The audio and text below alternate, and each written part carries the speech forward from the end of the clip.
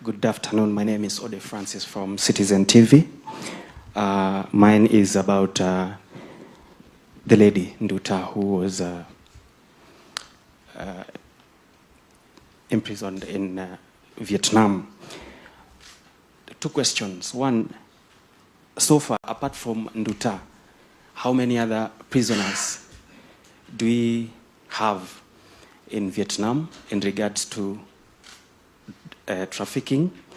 And then the second one, I'm tempted to ask if Nduta was apprehended in Vietnam, how did she successfully traffic from JKIA? What does that mean when it comes to our security apparatus within our international airport? Asante. Thank you. That's a very critical question, and I'll attempt to deal with it in maybe 2 or 3 parts. First, it is unfortunate that a Kenyan is facing this kind of situation.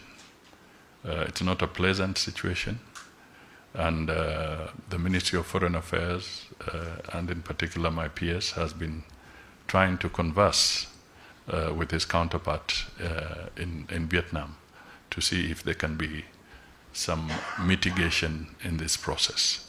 So that is one thing, and we hope that there can be some success so that there is no summary execution as we go ahead. But there are issues that we must also deal with. I can tell you that in different countries today, I may not have an exact figure on Vietnam, but later, because I was planning to issue a statement on this particular space, but I'll attempt to deal with it now. We have a record, and we are still counting, that out of the Kenyans in the diaspora, we have a total of about 1,000 Kenyans in different countries facing incarceration for different offenses. Each country will have a number. Okay? Now,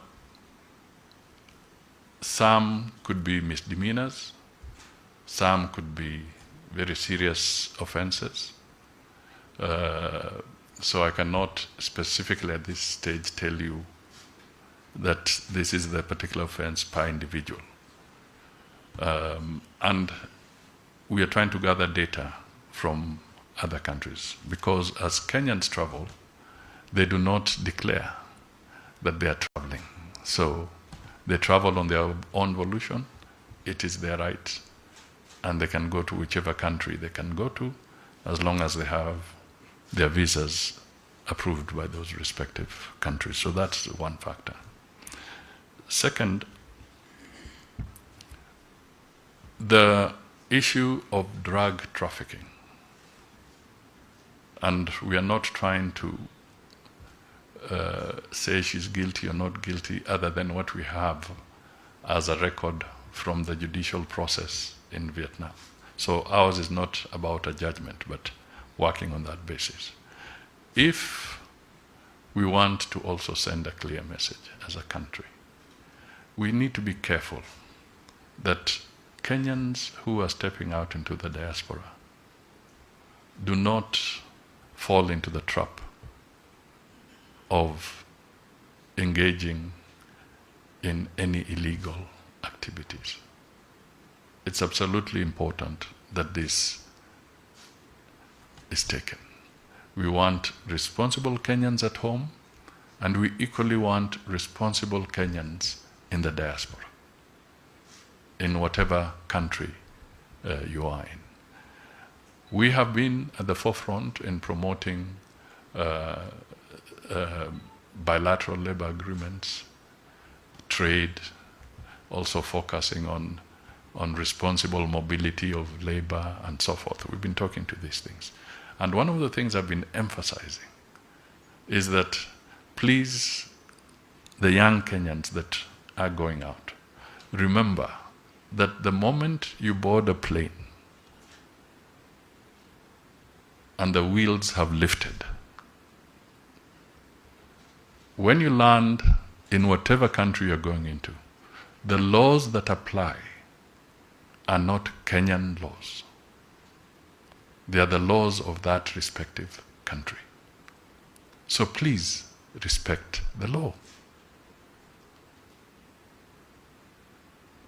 Vietnam has got its own judicial processes.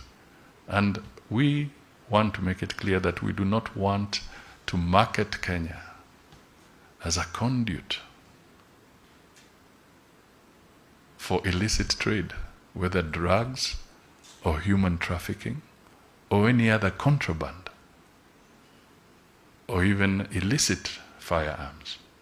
We have to be very clear to this, and we have to be collective and understanding on this matter. So it is important that as we deal with these cases, we have to appreciate that it's a bigger issue, and in certain instances we have a process where we are also working on instruments that are being negotiated by Ministry of Foreign Affairs and the Attorney General's office so that we can have mutual agreements on even how to deal with exchange of prisoners and so forth. And this is a process where you have to talk to each country separately because the rules may be different that would allow mutual exchange of those who either have almost concluded their term or they are about to end. So you have to look at it also in the context that if somebody is murdered in Kenya by somebody else, we expect the rules of Kenya to apply. Those who may be involved in illicit drug trade, whether they are Kenyans or not, but if they are found within the Kenyan space, then the laws of Kenya will apply on those matters. So I think I can only appeal to you, and thank you for your question because it's so important that we convey this message to the Kenyans in an objective and fair way so that nobody thinks that it's a simple game. Once you step into a plane, you board a plane and you leave and you land somewhere else, the laws that apply are not Kenyan laws. They are the laws of that country. And you have seen there were cases in Kenya of the Akashas. They are incarcerated in the US on drug-related matters. So therefore, this would not, if indeed it's the case, it will not be the first one. Okay? Because there are others. But all lives matter. And all we can say at this stage is that we hope we can find a solution to this. But please convey this message. Help us to really speak to our young people because we have a demographic challenge. Jobs may be a problem for us today, but because our population is very, very young, people might think it's an adventure. It's not an adventure. Security checks in various airports, in various ports of entry in different countries are very intense, very thorough. So don't try to do that. And for Kenya, we also want to make sure that we continue to intensify the surveillance here. I can tell you there are so many also incidents where we have nabbed narcotics at our ports of entry. So it's not as bad as that. But once in a while, it's possible that there could be slippage. So we hope that with this, because we don't really know whether she was conveying this directly from here or from another station. There are even very simple messages that come across. Travel tips that don't lose sight of your bag. They ask you a very simple question: who packed your bag? So if you are traveling and you're allowing somebody else to pack your bag, how sure are you that the person packing your bag is Jesus? Thank you. This brings us to the end of this briefing.